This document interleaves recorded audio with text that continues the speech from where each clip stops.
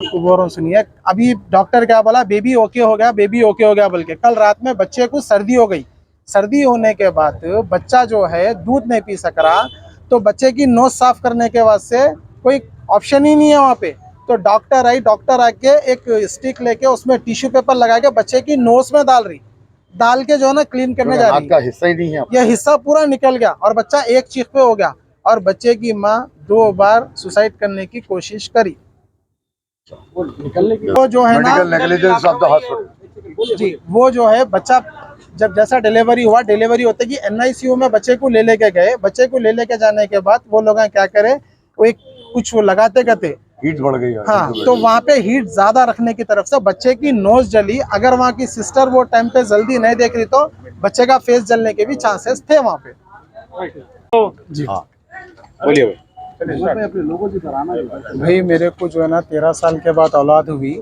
Fernandes hospital में जो है ना मैं उनका ट्रीटमेंट कराया इधर इधर हो राइट। और बेबी पैदा होने के बाद विदिन 1 घंटे के बाद बेबी की नोज़ फर्नांडिस हॉस्पिटल वाले पूरी डैमेज कर दी है उसकी नोज़।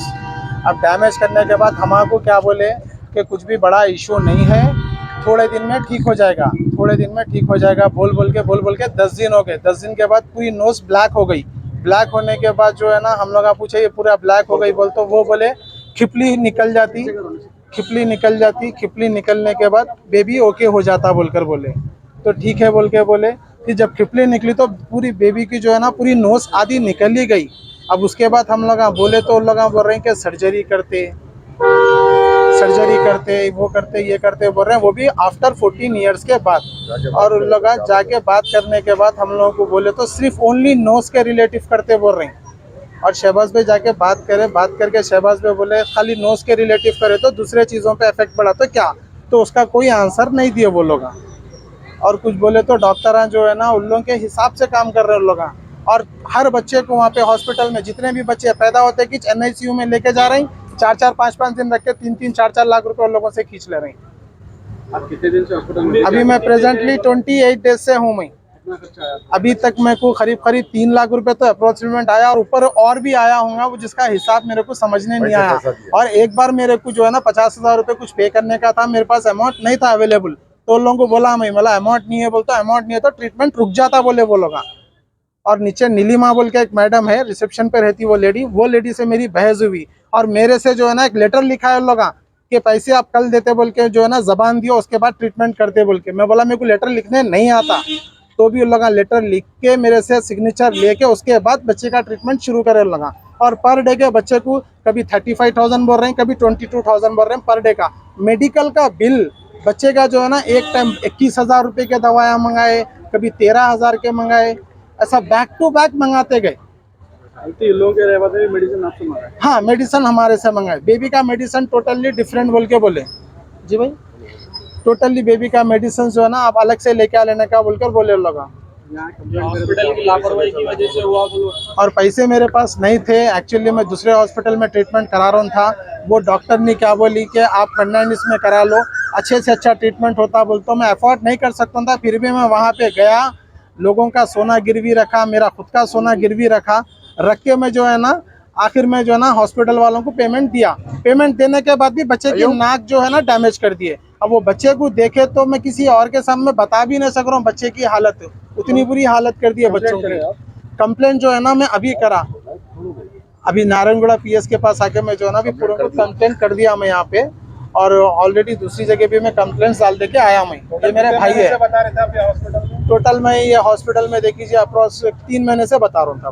3 महीने से रेगुलर चेकअप? 3 महीने से रेगुलर। जी हाँ, फर्स्ट बेबी 13 साल के बाद पहला बेबी है मेरा ये।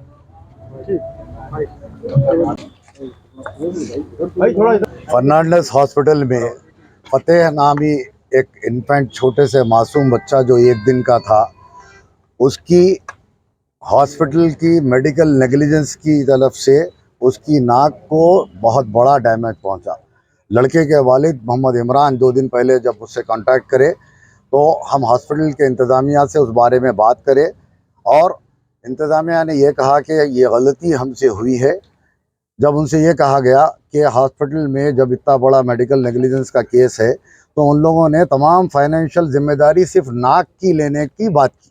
जब हमने उनसे पूछा कि अगर ये नाक की वजह से जिगर, लिवर, गुर्दों का प्रॉब्लम होगा तो उन लोगों ने उससे साफ इनकार कर दिया। इसके बाद हम तेलंगाना के हेल्थ मिनिस्टर जनाब हरीश राव साहब से मुलाकात करने की कोशिश की, उनको एक मेमोरेंडम दिया और हैदराबाद के कमिश्नर ऑफ पुलिस और डायरेक्टर जनरल ऑफ पुलिस और डायरेक्टर ऑफ मेडिकल एजुकेशन को भी ऑलरेडी एक कंप्लेंट देने के बाद आज हम लड़के के वालिद इमरान के साथ यहाँ पर नारायणगढ़ पुलिस स्टेशन पहुँचे। उनकी फैमिली और उनके ख़ानदान वालों के साथ हम यहाँ पर पहुँचे और इंस्पेक्टर पुलिस नारायणगढ़ और डीसीपी जो जोन के हैं, हम उनसे पुरजोर मुतालबा करते हैं कि फौरी तौर पर एफआईआर कर उन डॉक्टर्स को गिरफ्तार किया जाए और फर्नांडिस हॉस्पिटल में जो हॉस्पिटल माफिया जो हैदराबाद में चलाया जा रहा है, मासूम लोगों के साथ खिलवाड़ किया जा रहा है। कोविड आने के बाद से हॉस्पिटल का धंधा उरूज पर है और कई अस्पताल हैदराबाद में ऐसे हो गए हैं जो लोगों को खसाई की तरह लोगों से पैसा वसूल कर रहे हैं और गलत ट्रीटमेंट कर रहे हैं। और हम हेल्थ मिनिस्टर हरीश राव और चीफ मिनिस्टर के चंद्रशेखर राव साहब से मुतालबा करते हैं कि फिलफोर इन तमाम डॉक्टरों को जो इसके ज़िम्मेदार हैं, इन तमाम को गिरफ्तार किया जाए और हुकूमत की तरफ से या हॉस्पिटल की तरफ से कम 1 करोड़ एस ग्रेशिया का इस फैमिली को कंपनसेशन देने का ऐलान किया जाए और ये बच्चे की आज से लेके तमाम ज़िंदगी इसके तमाम फाइनेंशियल हेल्थ के जो प्रॉब्लम्स होंगे, उन प्रॉब्लम्स को हॉस्पिटल अपनी जिम्मेदारी पे लेकर हॉस्पिटल का मैनेजमेंट एक एफिडेविट देकर ऐसा करने का हम यहाँ पुलिस से मुतालबा करने आए हैं। इंशाअल्लाह थोड़ी देर में एफआईआर हो जाएगा और उसके बाद जो भी बाकी की कार्रवाई होगी इंशाअल्लाह ताला आप लोगों को सब बताएंगे।